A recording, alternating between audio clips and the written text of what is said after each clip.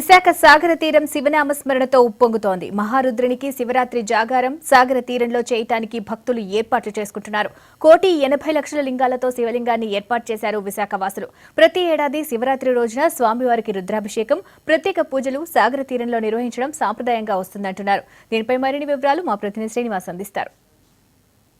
జరుగుతున్న శివరాత్రి ఉత్సవాలకి ప్రధాన ఆకర్షణ సాగర్ తీరంలో ఏర్పాటు చేసిన 1,08,00,000 లింగాలతో ఏర్పాటు చేసిన ఒక మహాశివలింగం. ప్రస్తుతం మహాశివలింగం దగ్గరే మనం ఉన్నాము.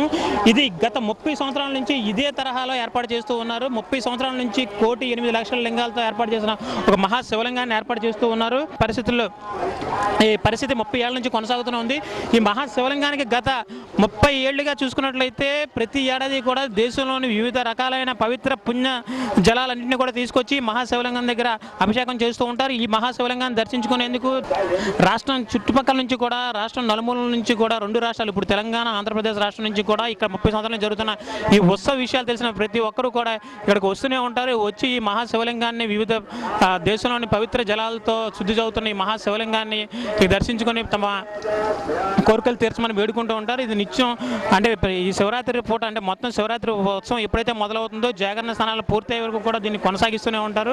ఇక్కడ మనం చూస్తున్న ఈ మహాశివలింగాన్ని ప్రతి ఏడాది కూడా ఇక్కడ ఏర్పాటు చేస్తూ ఉంటారు. ఇక్కడ మొత్తం ఒక్కొక్క శివలింగంపై కూడా చిన్న చిన్న శివలింగాలను ఏర్పాటు చేస్తారు. ఒక్కొక్క చిన్న చిన్న శివలింగాలతో తయారు చేసిన ఈ ఒక్కొక్క లింగాన్ని పెట్టి ఒక రోజుగాను అలాగే వరుసలుగా ఏర్పాటు చేసి ఈ వరుసలన్నింటినీ మొత్తంగా కౌంట్ చేసినట్టయితే మాత్రం 1,08,00,000 శివలింగాలు ఇక్కడ మొత్తంగా వస్తాయి. ఇది వేద పండితుల ఆధ్వర్యంలో ఇది ఏర్పాటు చేయబడుతుంది. ఇలాగే ఇక్కడ భక్తులు అనేక మంది వచ్చి ఇక్కడ పూజలు చేస్తూ ఉంటారు. ఈ మహాశివలింగానికి ఒక పక్క చూస్తున్నాం.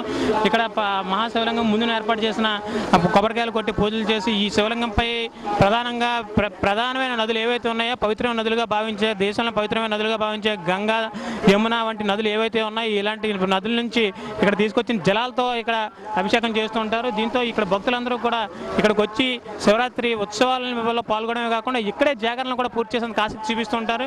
ఇక్కడ మనకు చూస్తున్నాం సాగర తీరంలో అంటే సాగర తీరం అనగానే ఎవరికైనా గుర్తొచ్చేది ఇక్కడ పూజలు పునస్కారాలు ఏం చేసినా కూడా పుణ్యఫలం దక్కుతుందని భావిస్తుంటారు. అలాంటిది శివరాత్రి రోజున పూర్తిగా సాగర తీరంలోనే గడిపేందుకు అలాగే ఒక మహాశివలింగాన్ని తయారు చేసిన చోటే 1,00,00,000 లింగాలతో తయారు చేసిన ఒక శివలింగం దగ్గరే గడిపేందుకు ఇక్కడ అందరూ కూడా జనాలు ఆసక్తి చూపిస్తూ ఉంటారు. ఇక్కడ చిన్న పెద్ద అని తేడా లేకుండా ఇక్కడ సుబ్రహ్మరెడ్డి ఆధ్వర్యంలో జరుగుతున్న పూజలకి హాజరయ్యడంతో పాటు ఈ శివలింగాన్ని దర్శించుకునే ప్రధాన ఆకర్షణగా వస్తుంటారు. ఇలాంటి శివలింగాలు ఏర్పాటు చేయడం ఇక్కడ గత 30 ఏళ్ళగా జరుగుతున్నది. 30 ఏళ్ల సమయం పూర్తయింది. ఇంకా ఇప్పుడు కూడా కొనసాగిస్తున్నారు. ఇది సుబ్రహ్మరెడ్డి ప్రతి ఏడాది తాను జీవించినంతకాలం కూడా ఇది కొనసాగిస్తూ ఉంటానని చెప్తూ ఉంటారు. ఇప్పుడు ప్రస్తుతం అయితే దీనికి పవిత్రమైన జలాలతో అభిషేకాలు జరుగుతున్నాయి. ఇక్కడ భక్తులందరూ వచ్చి ఇక్కడ ఈ జలాల్ని తమ నెత్తిపై చల్లుకొని ఇక్కడ పుణ్యం వస్తుందని భావిస్తూ ఉంటారు.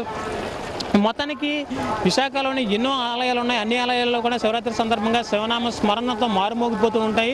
ఈ శివనామ స్మరణతో మారుమోగిపోతున్న తరుణంలోనే దీంతో పాటు ప్రధానంగా శివరాత్రి సందర్భంగా ఎక్కడ ఉన్నా సరే విశాఖ జిల్లాల వారు అలాగే చుట్టుపక్కలైన ఉత్తరాంధ్ర, ఉభయ గోదావరి జిల్లాల వారు కూడా ఇక్కడికి వచ్చి తమ పూర్తిగా శివరాత్రి జాగరణ చేయడానికి ఆసక్తి చూపిస్తూ ఉంటారు. ఎందుకంటే ఇక్కడ శివరాత్రి పూజల్లో పాల్గొని సాయంత్రం వరకు జరిగే శివనామ స్మరణకు సంబంధించి వివిధ కార్యక్రమాలు జరుగుతుంటాయి. ఈ కార్యక్రమాలన్నింటిలో పాల్గొనడమే కాకుండా జాగరణ పూర్తయిన తర్వాత సాగర తీరంలో పవిత్రమైన స్నానాలు చేసి జాగరణ ముగించవచ్చు.